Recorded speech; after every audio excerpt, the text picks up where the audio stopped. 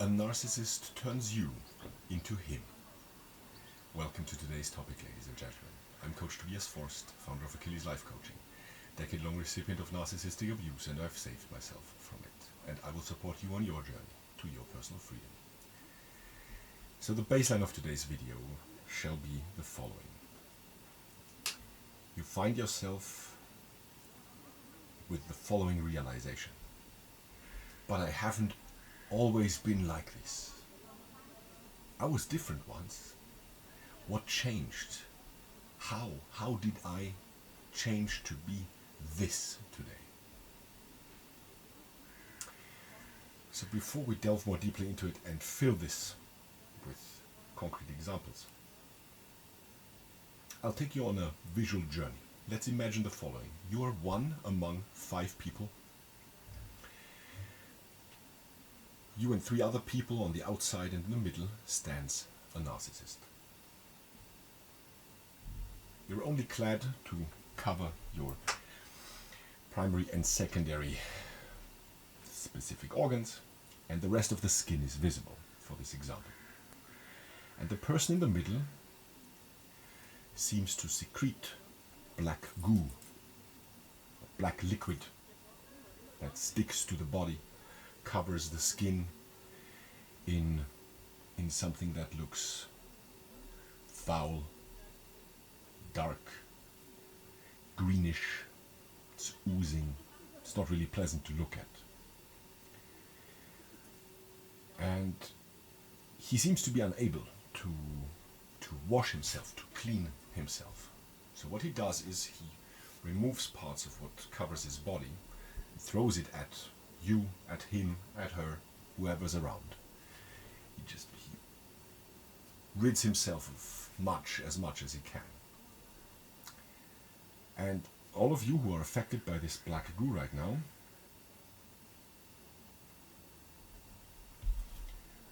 are thinking, this is really odd. Why doesn't he just? Why do we have to deal with this stuff? Why can't he do this himself? And you start cleaning yourself. You wash yourself. Make it clean, everything fine and dandy, and then you see that the pores that are now exposed to the open, where he rid himself of this black goo, they start to seep. The black goo starts to come out again, so that this oily surface, it regenerates. And he starts all over, throwing this at her, that at him, and here's some more for you, and while you're at it, deal with this.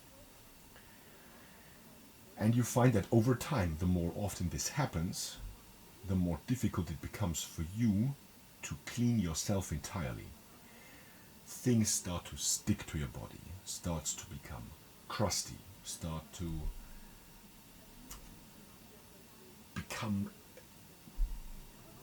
stick to your skin, and you cannot seem to remove here or there, or you just don't have the time to clean yourself all over because the next salvo is coming right into your face right now. So with that picture in mind, what happened? What does this have to do with you? What is it that a narcissist really throws at you? He throws at you lack of self-worth. Here's some more. Rage, impulsivity, victim mentality, passive-aggressive behavior.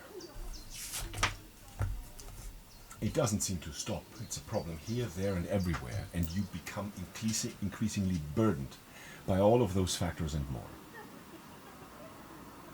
Now you've just received chronically not dealing with responsibility. The more you get covered into his goo, the more you turn into him, the more of a bundle of mere reflexes you become. And while we're at it, one of the goo, the black goo aspects that you seem to literally incorporate right now, by now, is increasing lack of honesty toward others and toward yourself. So all fine and good, all nice in theory. What is it that you can do about it? What is it that you can do to rid yourself of all this metaphorical goo that you've received, that toxicity that you've adapted, in order for you to become you again, to reverse having become much in part him, as a matter of fact. So there's a few insights here for you. One of them is that, yes, by now you start to accept that by now you have adapted several of those toxic narcissistic behaviors. You don't like this insight. You don't like the truth behind it. But it is vital that you accept it. And you are at a point where you accept it. You point the finger at certain behaviors. For now, behaviors that you exhibit. And you designate certain circumstances where you exhibit them, especially. Insight number 2. You also realize that all of those adopted behaviors, you trained, you practiced them. The next insight is everything that you trained, that you practiced, can be untrained, can be gotten rid of. And now to the concrete how, because a lot of you might already agree and find themselves in this situation that I just described. And you want to know how you can get out of this, how you can rid yourself of this process of becoming somebody who you're actually not. You're not him, but you feel like becoming him in so many ways, shapes and forms. So here's the following I recommend you do. Every time you find yourself in a situation and or trigger that causes you to act in a certain way or not act in a certain way, write it down. And I'm not talking about cell phone notes. I'm talking about this here, old school. A piece of paper and a pen, and write it down in your own handwriting. Bring it from here to here. I cannot stress this enough, how much importance and how much of a leverage it has, and how much of a leverage you have over yourself and your own development if you start writing down things. And I'm not talking about stuff like, dear diary, my day was not so good today. I'm talking about concrete situations, concrete triggers, situations, behaviors from people, actions, reactions, details, connections, causes, effects. Be as precise as you can and as truthful as you can, and write it down. This I have with me every single time I leave the house. Wherever I am, this is with me, because I have no idea as to when I have a new realization about whatever, wherever and whenever. So if you fail to prepare, prepare to fail. I think that was a quote from Coach Corey Wayne. True again. So every time you find yourself in a situation or a trigger where you display such an ugly behavior, write it down. That process of writing things down is older than 6,000 years. The Egyptian god Thoth had a sort of a cute and relaxed bird head, and he was always displayed with a stone tablet and a piece of chalk so he could write things down. You need to remember your insights, ladies and gentlemen, and don't come at me with, I have an IQ of 160 and I memorize everything. Write it down. Write it down.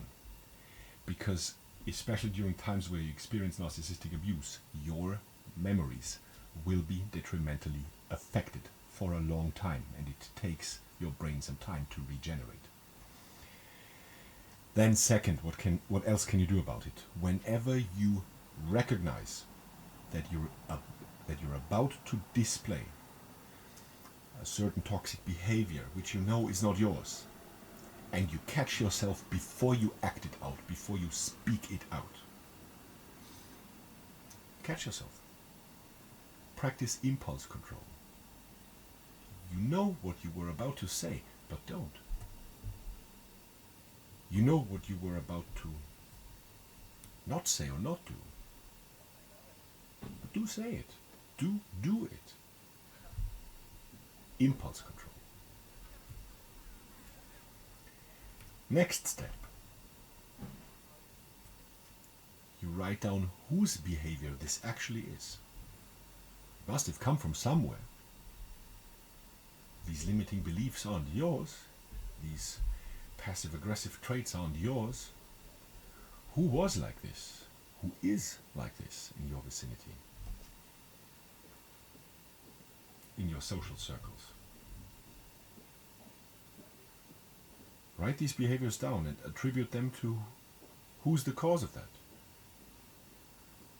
Who did you look at and adapt that from? Adopt that from?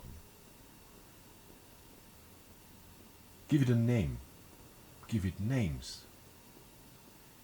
Make it real, but in the true context. Who is responsible for these words, these sentences, these beliefs, these types of behavior? Because it's not you. Because you realized that factor at the very beginning of this video. I wasn't always like this. Exactly. And I'm pretty sure that none of you woke up one day and thought, how can I be narcissistic, toxic, passive-aggressive, rageful, filled with victim mentality and less of a fan of taking responsibility? Let's do that today. Let's start today. None of you did that. And then last but not least, ladies and gentlemen, for this way of you dealing with things, of retraining yourself, what needs to happen now is your conscious dissociation from those beliefs, from those behavioral patterns that you just wrote down are from other people, and you know exactly which type of behavior came from whom. And some types of behavior will have several names attached to it. It doesn't always have to be one, there will be several. These were your trainers, your toxic trainers, whether you wanted them to be or not.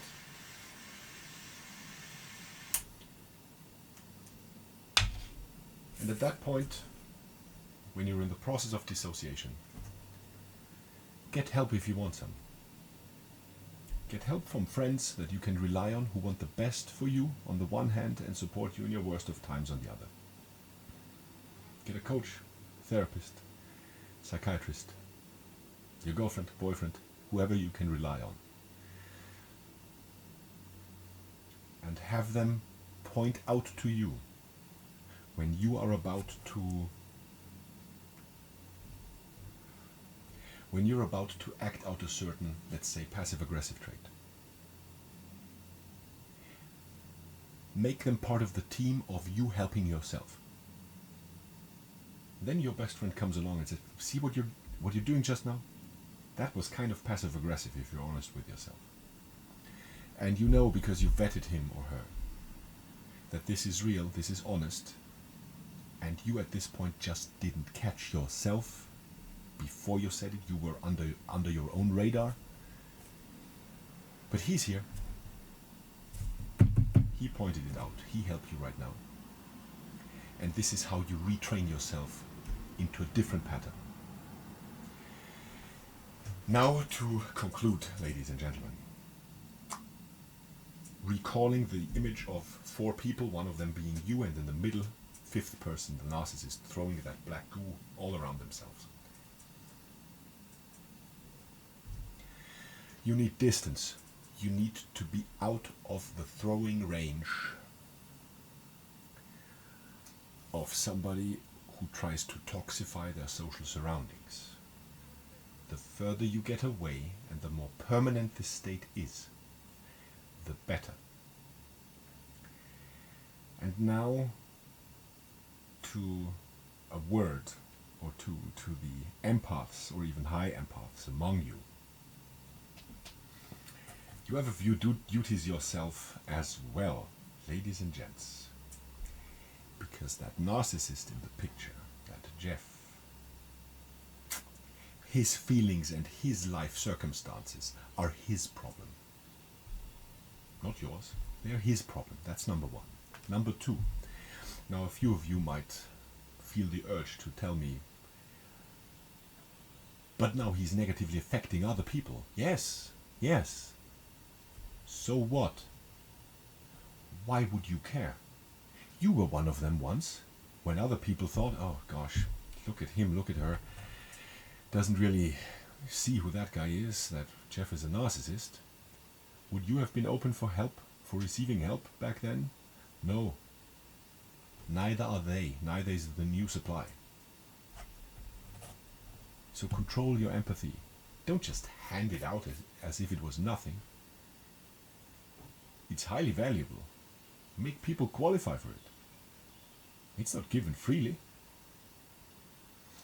And you, dear empaths, especially you, not limited to you, but especially you, you have a duty to yourself. How about you start using your own empathy positively and constructively toward yourself? And then, regarding all of you, ladies and gents, then with this in mind, with that process of dissociating yourself from these behavioral patterns over time, and be patient with yourself, then you can revert yourself back into being you. He tried to transform you into him. It worked partially or to a degree for a time, yes. No more. Now you have the tools to rid yourself of becoming him and really embracing you. In addition to now knowing much more than before. Be your own hero, be your own heroine. Thanks for watching. I'll see you next time.